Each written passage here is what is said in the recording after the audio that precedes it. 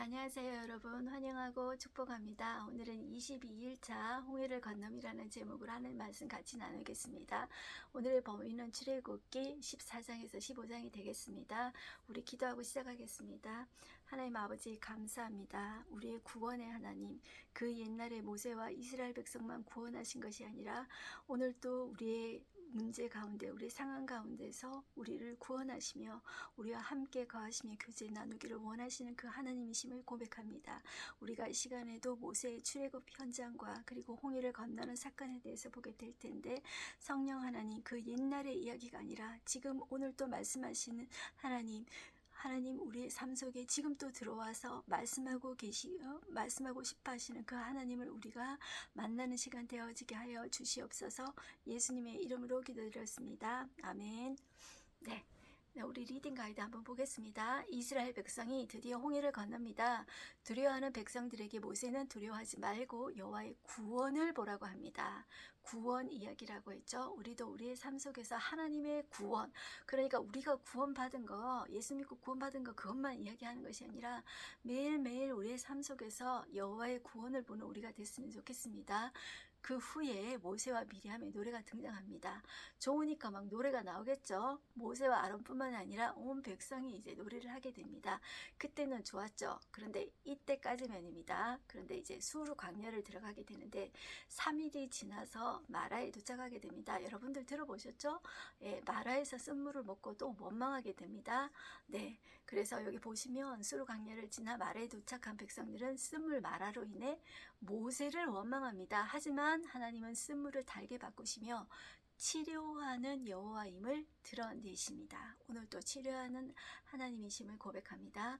모세는 이 모든 과정 속에서 기도하며 하나님을 경험합니다. 저는 80의 모세가 시내산에서 하나님 만났잖아요. 그전에는 조상적부터 알고 왔던 그런 하나님이잖아요.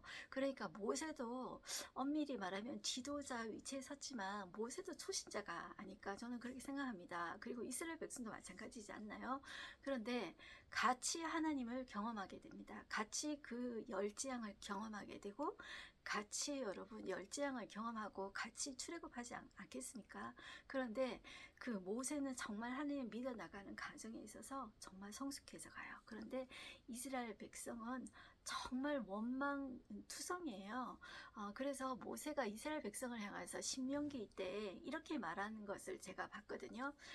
신명기 보면은 이렇게 말했어요. 모세는 이스라엘 백성을 향하여 너희들은 목이 고든 백성이라 그러면서 내가 너희를 알던 날부터 내가 너희를 봐왔는데 너희는 항상 여호와께 거역하는 그런 민족이었어, 사람이었어, 이렇게 이야기한다는 거예요. 여러분들 우리도 그렇지 않습니까? 우리의 재성은 편하고 하나님을 생각하면 족쇄라고 생각할 때가 있지 않습니까? 여러분 솔직히 말해서. 그래서 하나님은 내가 어려울 때만 도와주시고 그리고 내가 좀 편하게 쉬고 싶을 때는 좀 멀리 어떻게 가셨으면 좋겠어. 그런 마음이 들지 않습니까? 우리의 재성 때문입니다. 그 이스라엘 백성이 조금만 힘들면 원망하고 심지어 모세까지 죽이려 합니다. 그 과정 속에서 힘들 때 모세는 하나님 앞에 엎드리게 되고 하나님을 경험하게 되죠. 그러니까 우리도 같은 상황에서 조금 성숙해져 가는 그런 우리가 되어졌으면 좋겠습니다.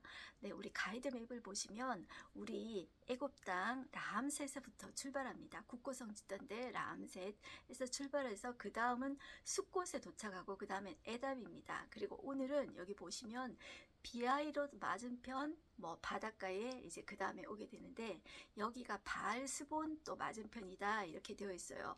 바알이라는 것은 우리가 앞으로 들어갈 가나안 땅에서 섬기는 신이, 제일 큰 신이 남자 신이 바알신과 또 여자 신이 아스라 신이지 않습니까? 그러니까 지명 이름만 봐도 이곳은 바알을 심하게 섬기는 땅이구나 이렇게 생각하시면 되겠죠. 그래서 바알스본이라는 뜻은 바알의 어떤 북쪽, 이런 북방의 바알 이런 뜻입니다. 그런데 이것이 정확한 지금 위치는 알 수가 없어요. 그래서 이 비하이롯 바알스본 이거는 정확한 위치는 알 수 없지만 이제 뜻은 그 정도다 그렇게 보시면 되겠고, 자 이제 수르 광야에 들어와서 이제 3일길 정도 가다가 이제 마라에 왔어요. 자 마라에서 쓴물을 먹고 원망 불평이 나는 거예요. 자 여러분들 이 사람들 툭 뭐 조금만 가면은 원망한다, 불평한다 이렇게 하지만 제가 성지 순례를 제가 이스라엘을 못 다녀왔거든요. 그런데 직접 가보신 분이 그러더라고요. 3일만 유대 광야를 다녀도 3일이 아니라 반나절만 가도 그냥 원망이 입에서 그냥 툭툭툭툭 나온대요. 그런데 그것이 우리 본성이지 않습니까? 여러분들 배고프면 짜증 나지 않습니까? 여러분들 저는 배고프면 엄청 예민해지고 신경질 저기 되더라고요. 여러분들은 어떠십니까? 여러분들이 3일을 굶었는데 하나님 앞에 여전히 감사하고 찬양할 수 있겠습니까? 바로 전에 3일 전에는 바로 하나님 앞에 찬양하고 막 소고치고 춤추고 난리가 났거든요. 네, 그랬는데 이제 바로 뒤에 3일 정도밖에 안 지났는데 원망과 불평이 이제 이르게 됩니다. 이것이 우리 인간 이스라엘 백성뿐만 아니라 우리 인간의 어떤 타락한 죄성 본성이 아닌가 그런 생각이 듭니다. 그리고 마라에서 조금 더 가니까 이제 엘림인 거예요. 엘림은 오아시스라는 것을 아시죠? 거기에 가니까 이제 종려나무도 있고 물샘도 있더라. 이제 그런 이야기입니다. 그래서 오늘의 이야기는 엘림에서 끝이 나게 됩니다. 이제 본문으로 들어가서 한번 보겠습니다. 14장에 보시면 소제목 이야기가 홍해를 건너는 이야기가 나오죠. 자, 주도권은 여전히 여호와께서 하십니다. 모세가 어떤 리더, 인간 리더로 세우셨지만 여호와께서 주도하셔서 이렇게 해나가신 것을 볼 수가 있죠. 자, 2절 중간 부분에 보시면 비하이로답 곧 바알스본 맞은편 바닷가에 장막을 치게 하라 이렇게 이야기하시죠. 제가 조금 전에 이야기한 대로 그렇게 보시면 되겠습니다. 장소는 우리 맵을 참조해 주시면 되겠고요. 자, 4절에 보시면 내가 바로의 마음을 완악하게 한즉 바로가 그들의 뒤를 따르리니 여기 내가는 누구일까요? 여호와 하나님이죠. 여호와 하나님이 바로의 마음을 완악하게 한즉 바로가 그들의 뒤를 따르리니 자, 요게 있잖아요. 여러분들 열 재앙 때 패턴하고 똑같습니다. 열 재앙 때 하나님이 이제 그 완악하게 했다 그런 표현이 나오는데 자, 하나님이 바로는 완악하지 않은데 하나님이 의도적으로 완악하게 했다 이렇게 생각하시면 안 됩니다. 바로는 원래 완악했는데 그 완악함을 그냥 그대로 버려두셨다는 거예요. 하나님이 그 바로의 완악함을 이용하셔서 여호와의 표징을 하나님의 살아계신 표징을 드러내고 이적을 드러내고 그로 통하여서 내가 여호와인 줄 알리라. 그 당시 애굽은 제일 강국이라고 그랬어요. 온 세상에 여호와 하나님이 누구인지 사람들로 관심을 갖게 하고 그 하나님이 진짜 신이구나. 이것을 가르쳐주게 하기 위해서 이렇게 하셨다고 그랬죠. 열재앙 때. 지금도 똑같습니다. 여기 보시면 내가 그와 그의 온 군대로 말미암아 영광을 얻어. 어떻게 영광을 얻을까요? 그 당시에 애굽은 최대 강국이었습니다. 자, 그 최대 강국의 노예로 살던 민족이 탈주를 했단 말이에요. 자, 그것을 보면서 애굽 사람들이 또 세계의 많은 사람들이 나를 여호와인 줄 알게 하리라. 그것이 목적인 거예요. 자, 그것을 조금 다른 어려운 말로 쓰자면 이제 하나님의 선교하시는 방법이었다. 이렇게 생각하시면 돼요. 그게 무슨 선교야? 그렇게 생각할 수 있지만 여러분들 하나님이 하나님 자신이 어떤 존재인지 알리시는 거예요. 그것이 선교라고 할 수 있겠죠. 자, 이렇게 보시면 좋겠습니다. 그 다음에 6절 한번 보세요. 바로가 곧 그의 병거를 갖추고 그의 백성을 데리고 갈새 선발된 병거 600대와 그 당시 최대 강국이었다 그랬죠. 군사력 최강입니다. 자, 여기 병거 600대라 그랬죠. 자, 그 당시에 병거라 함은 오늘날 여러분들 탱크 부대로 생각하시면 됩니다. 탱크 부대. 완전히 이제 정예 부대. 그리고 뒤에 보시면 애굽의 모든 병거 이렇게 적어서 놨습니다. 애굽의 모든 병거를 동원하니 지휘관들이 다 거느렸더라. 그것도 지휘관들이 거느렸다는 거예요. 자, 그런 사람들이 쫓아오고 있는 거예요. 자, 그런데 지금 이스라엘 백성은 어디에 있습니까?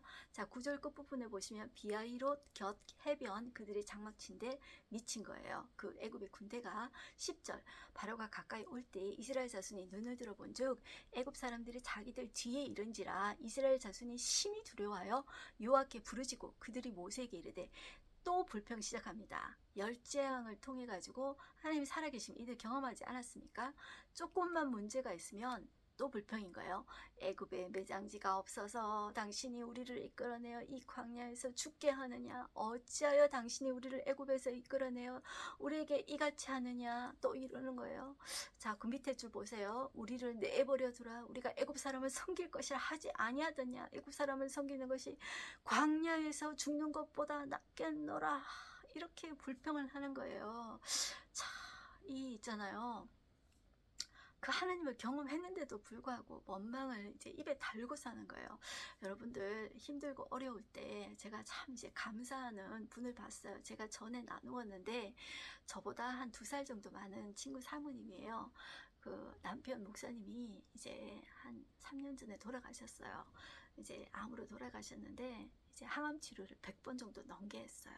그랬는데 이 사모님의 삶을 제가 옆에서 봤거든요.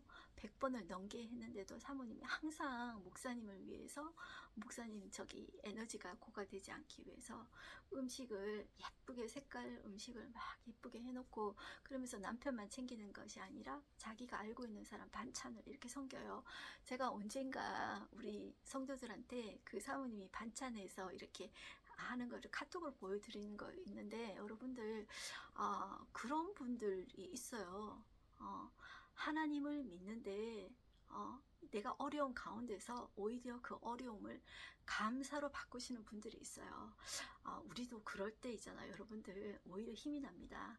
저기 제가 이거를 할 때도, 이거 영상을 찍을 때도 힘이 너무너무 없는 거예요. 이거를 찍을 수 있을까? 정말 못하겠다. 그런데 그냥 해야지. 내가 안 하면 이 시간에 그냥 쉬기밖에 뭐 하겠어? 그러면서 오히려 감사해야지. 그 사모님도 그렇게 감사하면서 사시는데, 바로 전에 그 사모님의 감사 이야기를 또 들었어요. 그 사모님 일주일마다 감사 이야기를 적어서 보내주거든요. 그걸 보면서 이건 감사도 습관인데, 원망도 습관인데, 나도 감사해야지. 근데 힘이 없는데, 에너지가 다 떨어졌는데, 그래도 해야지. 내가 이 시간에 말씀 안 보고 말씀 안 나누면 뭐 할 거예요? 그냥 놀기밖에 뭐 하겠어요. 그런데 그걸 딱 감사로 바꿔버리고 말씀을 읽고, 피곤할 때는 여러분들 소리 내서 말씀을 읽어야 되고, 졸리면요 서서 말씀을 보세요. 서서 졸면서 하는 것보다 서서 말씀 보고, 성경을 들고 보고, 소리 내서 보고, 행동을 하면서 보세요. 그게 전혀 경박스러운 것이 아닙니다. 그 하나님 보시기에 얼마나 아름다운 것인지 모릅니다. 정말 이제 원망하기보다 이렇게 하면 오히려 힘을 부어주시는 그 하나님을 경험하게 됩니다. 네, 제가 연설이 길었는데요. 13절로 넘어가겠습니다. 모세가 백성에게 이르되 너는 두려워하지 말고 가만히 서서 여호와께서 오늘 너희를 위하여 행하시는 구원을 보라. 너희가 오늘 본 애굽 사람을 영원히 다시 보지 아니하리라. 여호와께서 너희를 위하여 싸우시리니 너희는 가만히 있을지니라. 여러분들 어땠어요? 정말로 여호와께서 그들을 위하여서 싸워주셨죠. 자, 여기에서 우리는 이렇게 오해할 수도 있어요.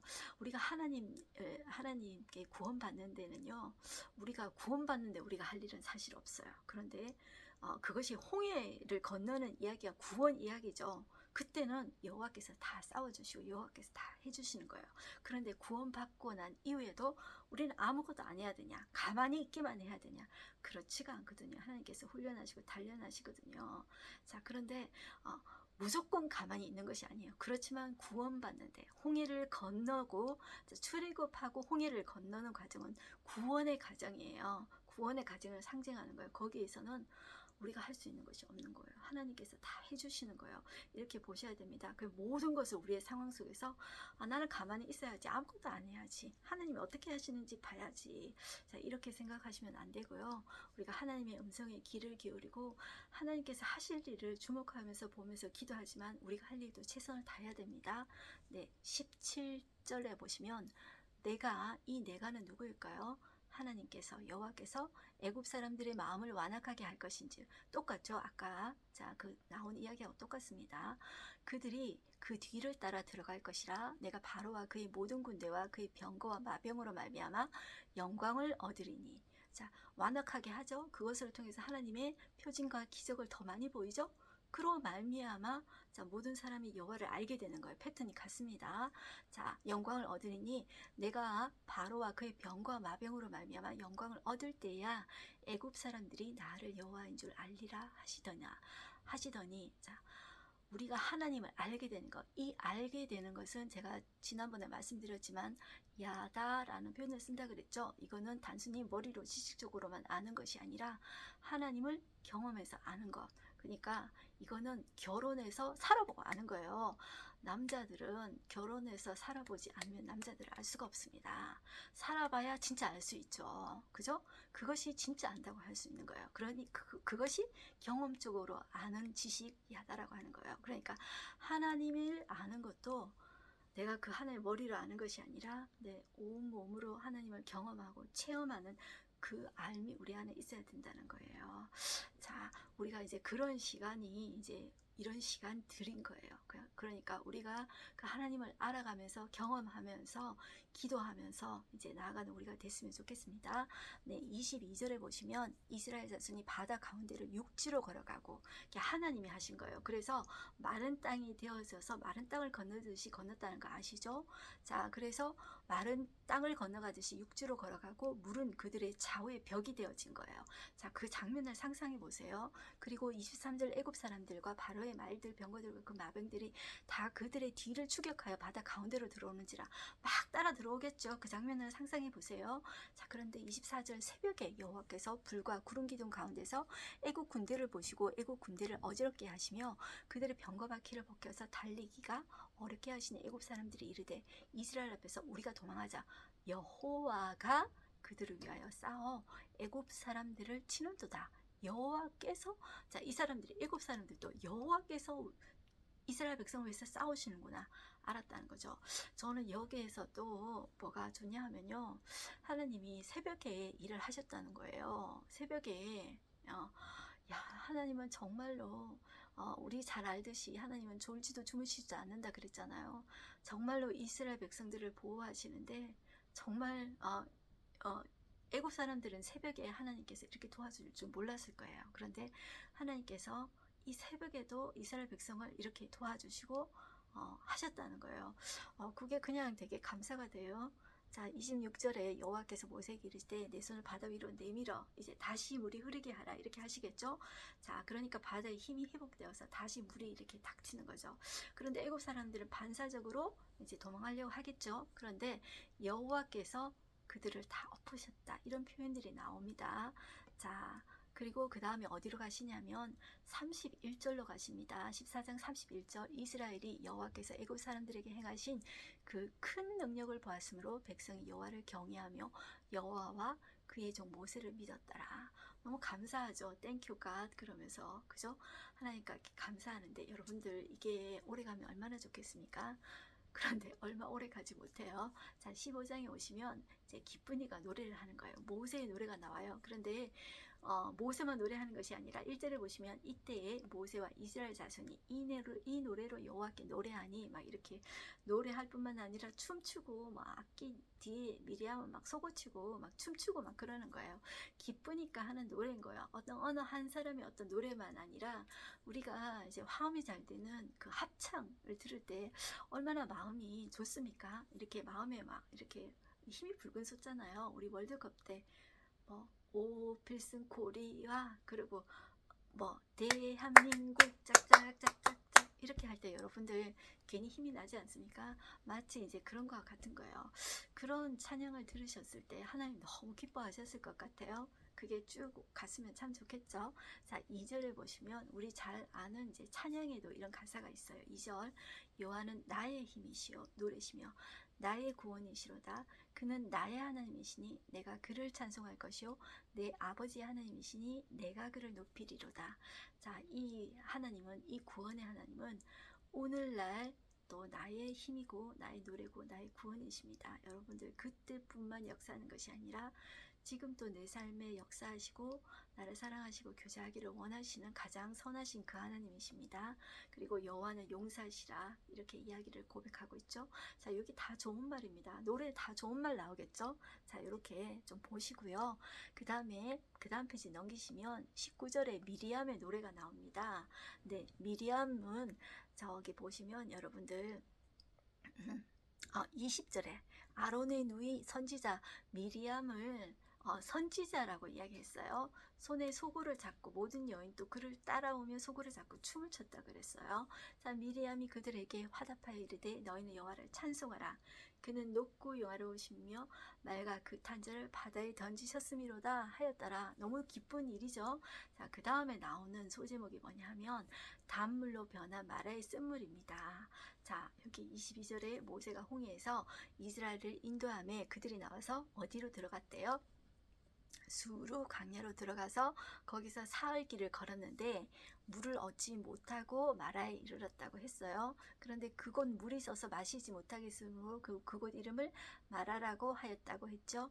24절에 보시면 백성이 모세에게 원망하여 이르되 우리가 무엇을 마실까 하매, 자, 이 원망하기 전에 이제까지 그 하나님을 경험하고 바로 전에 그 하나님 3일 전에 하나님을 찬양하고 나의 구원이시오 나의 노래시오 뭐 이렇게 했다면 그 하나님 앞에 여러분들 최소한 기도부터 하고 어떻게 응답을 받고 나서 원망해야 되지 않을까요? 그런데 자, 이런 상황만 되면은 이제 원망을 하는 거예요.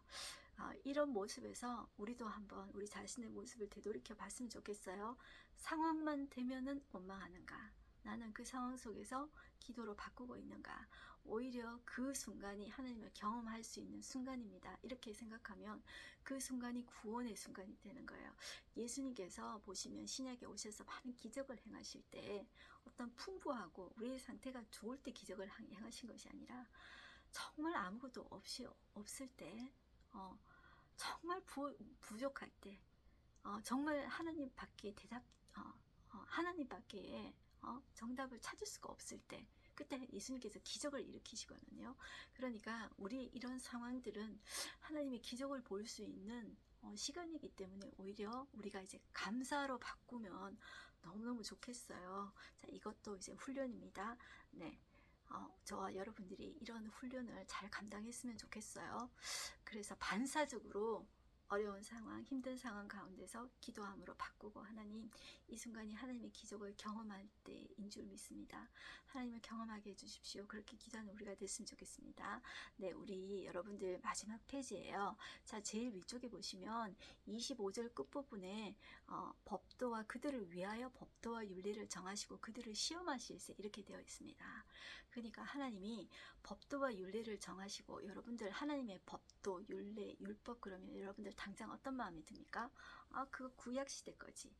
나는 그 법, 율법, 윤례 그러면 나는 족쇄 같아서 싫어. 지금 그거 안 지켜도 되잖아. 이렇게 생각하지 않습니까? 십계명 지금 안 지켜도 되잖아. 그거 꼭 지켜야 돼? 이런 생각 들지 않습니까? 그런데 여러분들 하나님의 법은 가장 정의롭고 그것이 가장 우리를 위하는 법입니다. 족쇄가 아니라. 그러면 우리는 왜 그 하나님 법을 족쇄고 하나님이 우리를 로봇처럼 조정한다고 생각할까요? 우리의 타락한 본성 때문입니다. 하나님이 내 안에 들어와서 예수님이 내 안에 들어와서 성령님이 내 안에 들어와서 사신다 그러면 여러분들 제가 조금 전에 이야기했듯이 계속 사신다 그러면 편할까요? 불편할까요? 불편하다고 하시는 분들이 훨씬 더 많습니다. 왜냐하면 그 하나님이 불편하니까. 하나님은 나를 꼭 뚜까시처럼 사용하실 거야. 하나님에 대한 오해가 우리 마음속에 너무나도 깊은 거예요.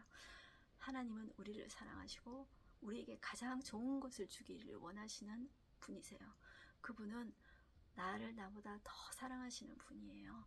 그래서 내가 바른 길로 가기를 원하시는 분이에요. 우리 부모님보다 나를 더 사랑하시고 세상의 그 어떤 존재보다도 나를 더 사랑하시고 가장 좋은 길로 이끌기를 원하시는 분이에요. 그렇다면 하나님 나를 다스려 주세요. 하나님 내 안에 와서 살아주세요.